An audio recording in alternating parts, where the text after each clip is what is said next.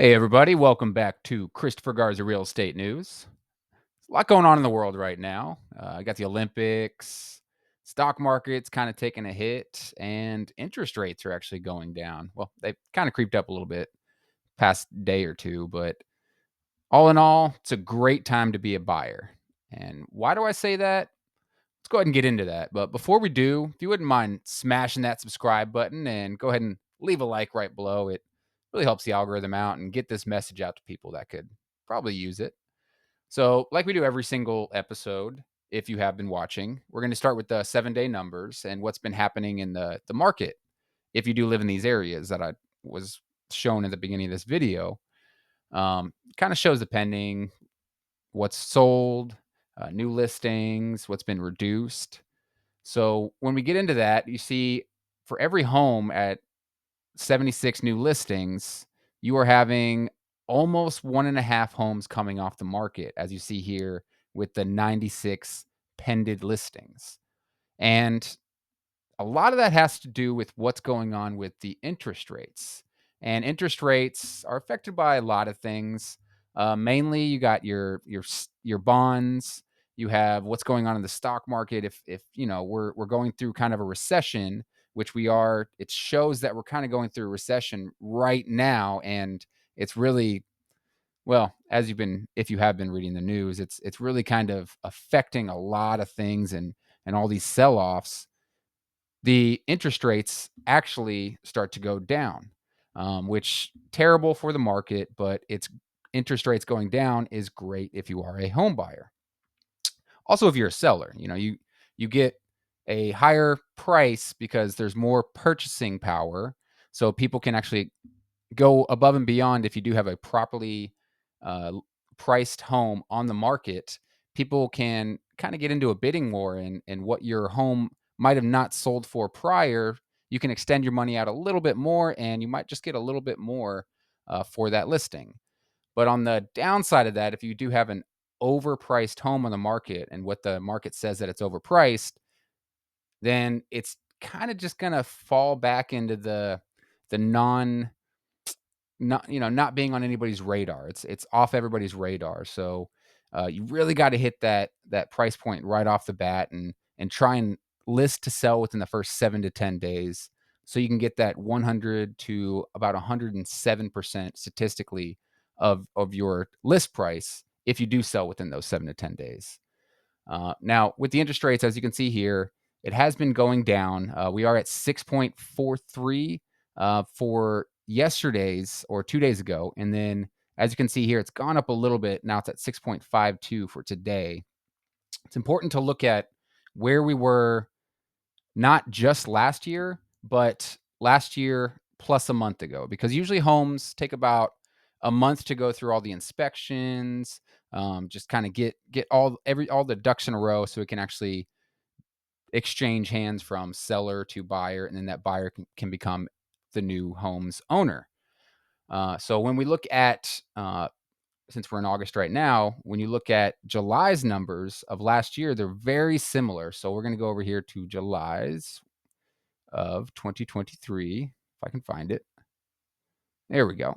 So right over here in July, you're about 7.2, 6.9, kind of in the middle of July.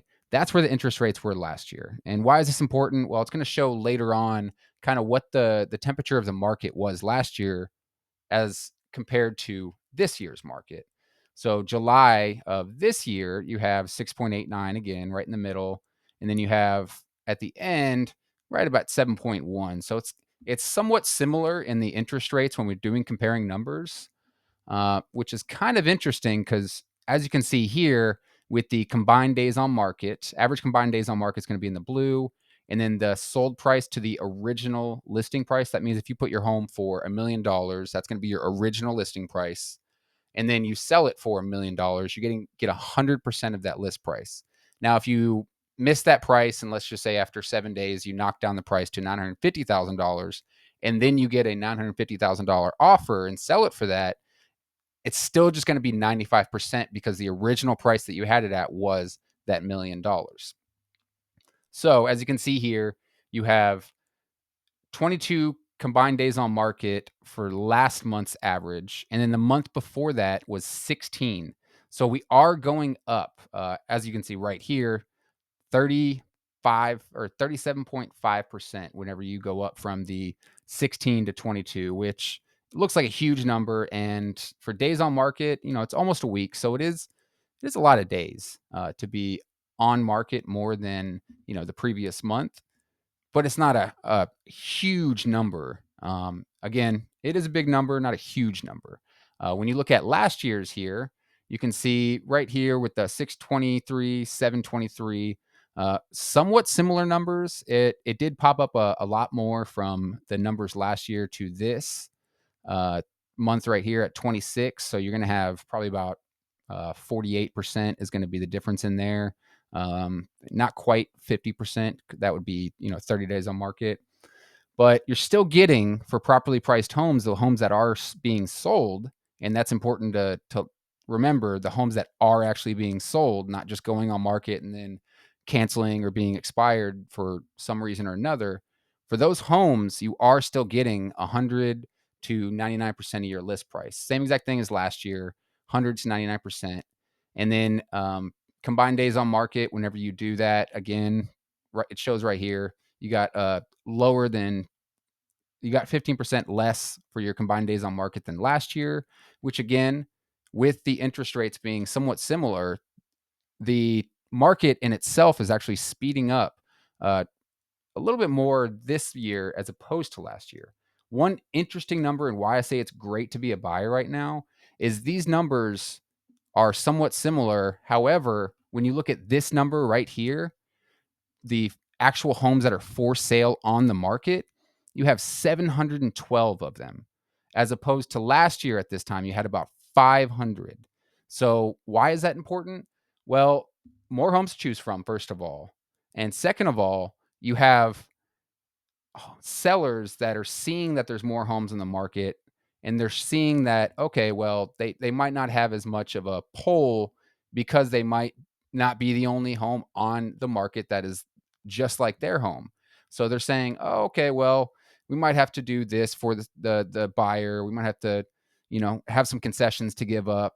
So it's great. It's great to be a buyer in this market right now with the interest rates where they're at, with the amount of homes that we actually have for sale, and the amount of competition that is out there is roughly about the same as what it was last year. Since we're down so many homes, there are still buyers that have been looking for a year, 2 years for that perfect home because they just don't want to settle. And so, right now, to be a buyer, if you are looking for a home with these lower interest rates and more homes to choose from, it's an excellent time for you to go out there, check out some homes, see what's going on. And if you are super motivated to get in a home, there's really not a better time than right now at this moment, with the stock markets, with everything that's going on, with everything. Interest rates are still going to go down slightly.